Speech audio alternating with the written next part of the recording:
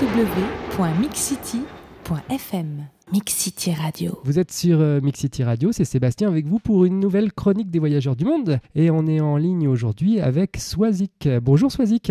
Bonjour Sébastien. Alors Swazik, toi tu as vécu à Barcelone pendant quelques années et là, sur un coup de tête ou pas, tu as décidé de partir d'Europe pour aller vivre 6 mois d'aventure en Amérique du Sud. Alors pourquoi cette envie de partir si loin ? Alors moi j'ai toujours eu envie de voyager, j'ai d'ailleurs passé 6 mois en Australie. J'ai beaucoup fait de voyages de courte durée et lors de ces voyages j'ai pu rencontrer des backpackers qui étaient partis pour de longue durée, voire de 1 an à 2 ans. Et j'avais toujours envie quand je les rencontrais de pouvoir voyager plus longtemps, pouvoir être libre, voyager en fonction des envies, pouvoir rester dans un endroit plus longtemps si ça me plaît. Et donc ça faisait longtemps que je voulais le faire. Alors j'ai trouvé toujours des excuses pour pas le faire, comme la plupart des gens, la carrière, le petit copain, etc. Et des circonstances ont fait que j'ai trouvé que c'était le bon moment de le faire. Donc je suis partie pour 6 mois. Donc là ça fait 3 semaines, un peu plus de 3 semaines que je suis en Amérique latine. Ouais, donc tu es parti en Amérique latine. Alors pourquoi l'Amérique latine ? Après mon bac, en fait, j'étais à Londres et j'ai rencontré énormément de Latins, de Mexicains, Argentins, Colombiens. J'ai eu le feeling tout de suite avec ces gens-là, très ouverts, toujours très joyeux, dynamiques, toujours envie de faire la fête. En 2005, je suis partie 3 semaines au Mexique. Alors, je voulais partir déjà quelques mois, mais je suis pas partie. J'ai pas eu le courage, en fait, de partir. Donc, j'étais partie 3 semaines en Mexique, retrouver des amis que j'avais rencontrés à Londres. Ouais. On a fait un périple ensemble et ils sont venus me chercher à Cancun. On est remonté jusqu'à Mexico. C'était très sympa. Mais je restais toujours avec l'envie de voyager plus. Et en fait, après Mexique, je suis partie vivre à Barcelone. Donc, c'était un commun accord avec mon petit copain. Ça fait du coup 6 ans qu'on habite à Barcelone. Ouais. Et donc là, j'ai pu rencontrer encore plus de Latins, de Brésiliens, d'Argentins. Et c'est une culture que j'adore. C'est des gens qui sont toujours heureux, toujours ouverts. Et ça m'a donné envie de connaître beaucoup plus l'Amérique latine. Est-ce que c'est vraiment ce que tu avais imaginé, les débuts de ton voyage ? Je m'attendais à voir de beaux paysages, je m'attendais à voir certaines personnes, mais je n'avais pas trop d'expectatives. Par contre, vraiment très agréablement surprise par les Brésiliens qui sont très très ouverts, très sympas et je trouve ça génial. Et en plus, je pense que le fait d'être une fille toute seule, ça attire plus les gens. Ils viennent plus pour pouvoir t'aider. Alors c'est vrai qu'après, il y a beaucoup d'endroits qui disent qu'ils sont très dangereux, qu'il faut faire très attention. Donc tout le monde vient me donner des conseils. C'est pour ça que je voulais voyager toute seule aussi. Pour être sûre de pouvoir rencontrer plus de monde. Je savais que ce serait beaucoup plus facile de rencontrer des gens locaux en étant toute seule que si j'avais été en couple, par exemple. Alors justement, est-ce que tu as une belle rencontre que tu aies pu faire ces dernières semaines à nous raconter ? En fait, j'avais rencontré des backpackers pendant mon voyage qui m'ont tous dit qu'il fallait que j'essaie le couchsurfing. Alors, j'étais pas trop chaude. J'avais un peu peur, une fille toute seule, aller vivre chez des gens que tu connais pas forcément. Et donc, du coup, là, j'ai essayé. Et là, je suis dans une famille. Alors, c'est une personne qui a 65 ans. C'est pas très commun chez les couchsurfers. Et je suis dans une famille à Salvador de Bahia. Et c'est vraiment super. Je le conseille. Ils sont adorables. Ils me font à manger. Je fais partie de la famille. Ils m'accompagnent. Ils me donnent des conseils. Je connais vraiment la ville par des gens qui habitent ici, en fait. Tu m'as dit hors antenne que ce voyage était aussi un peu donné un sens à ta vie. Tu m'as parlé d'ONG également. Est-ce que c'est quelque chose que tu planifies pour les prochaines semaines ? J'avais l'intention de mélanger mon voyage de plaisir de voyage et aussi de me sentir utile, donc aider les gens, travailler dans des ONG pour l'environnement et les aliments en voie de disparition. J'ai eu des problèmes à trouver des ONG au Brésil. Alors, il faut savoir qu'il y a des ONG internationales qui font payer plus de $1000 par semaine aux gens pour aider. Donc, j'ai découvert ce monde-là un petit peu qui m'a un peu déçue. Et donc j'ai eu beaucoup de mal à trouver des ONG locales, des associations locales pour pouvoir vraiment aider les gens et pas me donner de l'argent à des ONG internationales qui ne donnent pas forcément l'argent aux gens qui en ont besoin. Et donc là, la semaine prochaine, je vais à Ilhéus parce que j'ai un ami qui connaît une ONG donc qui s'occupe d'enfants orphelins. Donc je vais passer une semaine là-bas. J'ai l'intention d'aller après le Brésil, en Bolivie et au Pérou, Mhm. où il y a beaucoup d'ONG. Alors je pense parce que c'est des pays plus pauvres aussi. Il y a beaucoup d'ONG qui acceptent les voyageurs pour quelques jours et on peut rester moyennant, bien sûr, en payant le logement, mais non, à des sommes raisonnables et rester sur place, aider toute la journée et pouvoir et faire des petits projets, des petites missions de courte durée.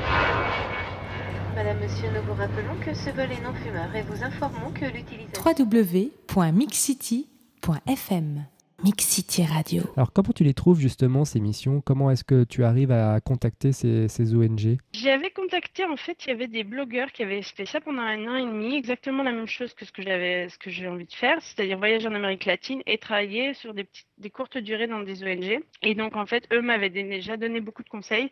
Alors, eux l'ont fait il y a 8 ans et donc les choses ont beaucoup changé depuis. Ouais. Donc, il y a des ONG qui se sont rendus compte qu'ils pouvaient gagner de l'argent au profit des voyageurs. Donc, du coup, ça a changé un petit peu la mentalité. Et sinon, eux m'avaient donné un contact de idealist.org, Mhm. qui est une web qui parle justement des missions de volontaires. Ouais. Donc, qui peuvent être de courte durée ou de longue durée. Et ensuite, par Twitter, j'ai connu pas mal de monde.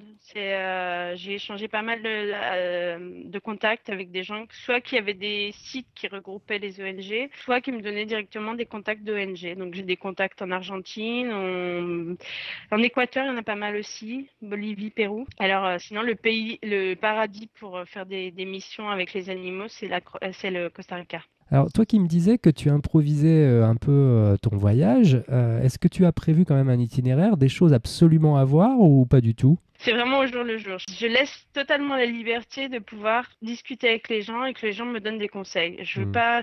Alors, j'ai des idées de ce que j'aimerais voir, mais il y a des choses que j'avais dans ma liste de choses à voir, je ne suis pas allée voir parce que certaines personnes m'ont dit que non, ça ne méritait pas le détour, ou des choses que j'avais pas du tout prévues, que des gens m'ont dit il faut absolument que tu ailles voir, donc je suis allée. Alors justement, ça ressemble à quoi une journée de Swazik? Ça dépend des jours, mais c'est vrai que je change assez souvent d'endroit. J'essaye de pas rester trop longtemps dans chaque ville parce que c'est tellement grand au Brésil que si je passe une semaine à chaque ville, je vais presque rien voir. Et puis j'ai un blog aussi en fait où je parle de mon voyage. Ah. Donc ouais, j'ai un blog qui s'appelle pic-trip.com, donc pic comme picture et trip comme voyage. D'accord. Et je mets à jour quand je peux, quand j'ai une bonne connexion internet. J'écris en fait mes aventures, donc ce qui peuvent être des bons conseils justement pour les backpackers parce que moi je suis vraiment la backpackeuse. Puis j'adore la photo aussi, donc je passe aussi du temps à faire mes photos et à les trier, etc. Alors mais justement, ça, beaucoup de voyageurs ont un blog et racontent leur parcours. Est-ce que toi, tu as donné un thème particulier à ton blog ou c'est vraiment un blog pour te suivre tout simplement? Le thème, c'est en fait le voyage, le sport, à travers illustré par des photos. Alors, c'est quoi pour toi le portrait du voyageur idéal? Alors moi, je dirais le portrait du backpacker idéal, parce que je considère que je suis plus backpacker que voyageur.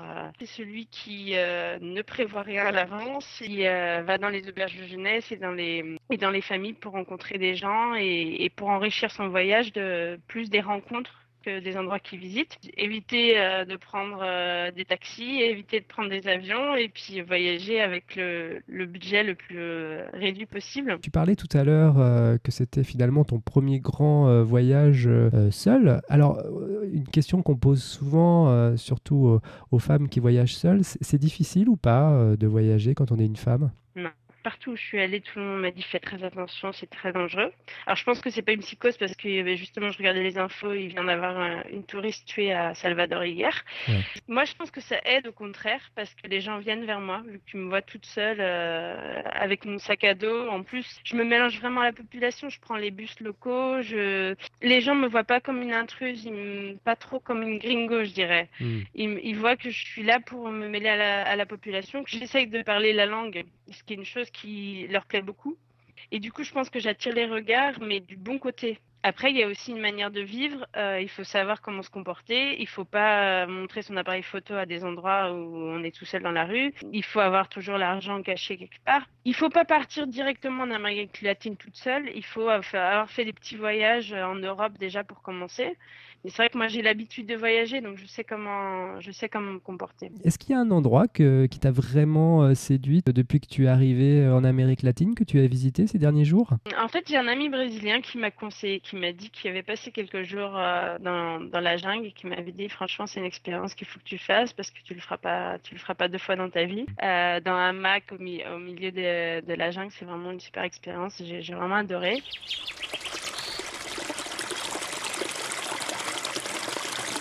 www.mixcity.fm Mix City Radio. Je vais te donner 2 citations et puis spontanément, tu me diras ce que ça t'évoque, tout simplement. Alors, on va commencer par la première. Elle est de Lao Tzu qui disait « Plus on voyage au loin, moins on se connaît ». Je suis pas tout à fait d'accord. Moi, je dirais qu'au contraire, on se connaît de plus en plus parce que, en tout cas, quand on voyage seul. Ouais. Parce que comme on voyage seul, on est un peu livré à soi-même. Alors bien sûr, on fait des rencontres, mais il y a des moments où tu te sens quand même un peu seul. Tu connais des gens, puis 2 jours après, tu les vois plus. Et je pense que du coup, c'est vraiment le moment où tu apprends à te découvrir. C'est un moment où tu n'as pas de stress du travail, pas d'influence de la famille, des amis, etc. Et du coup, tu es tout seul avec toi-même et c'est là que tu apprends à te connaître. Ouais, alors ça c'était la première citation. La deuxième, elle est, c'est mon proverbe tibétain que je cite quasiment à tous les voyageurs, mais que j'aime beaucoup, qui dit « Le voyage est un retour vers l'essentiel ». Tout à fait, tout à fait. C'est surtout quand tu voyages dans des pays qui sont en voie de développement, tu retournes vers des valeurs qu'on a perdues en Europe. On stresse, surtout en France, on stresse pour rien. Et quand tu vois avec le peu qu'ils ont, ils sont tous heureux, ils vont vraiment à l'essentiel. Ils ont d'autres valeurs qu'on a perdues en Europe. Et non, je suis tout à fait d'accord. Est-ce que tu penses que ton voyage va changer quelque chose dans ta vie? J'espère franchement. En tout cas, je pense qu'il a déjà changé parce que les rencontres que tu fais, ça te change forcément. Tu évolues énormément avec les gens que tu rencontres, les cultures, c'est très enrichissant. Et moi, je suis déjà partie du principe que quand je reviendrai, je vais changer quelque chose dans ma vie. Donc déjà, j'ai quitté mon travail, je suis pas sûre de retourner dans le marketing.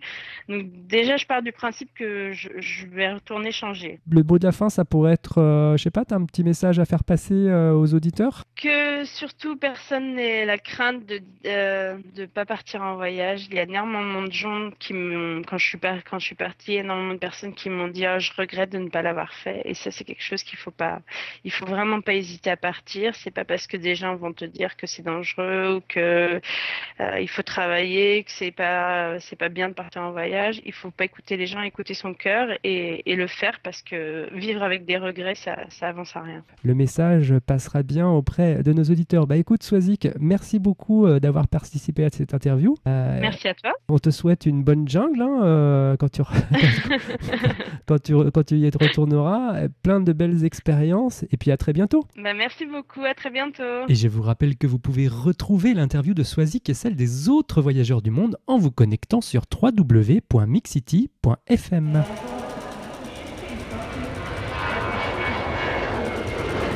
www.mixcity.fm Mix City Radio.